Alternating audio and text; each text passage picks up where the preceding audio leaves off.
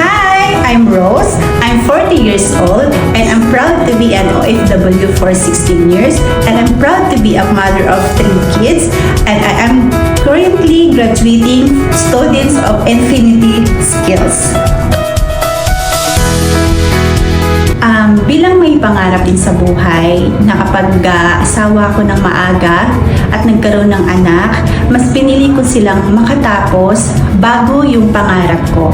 Asawa ng Diyos, nakatapos yung anak ko bilang nursing, ako naman this time. Bilang isang ina, wala kang ibang pangarap sa buhay, kundi ang maibigay ng magandang buhay sa iyong mga anak. Kaya bilang OFW, nagsipag ako, nag-aaral ako para makamit ang pangarap ko bilang nursing assistant.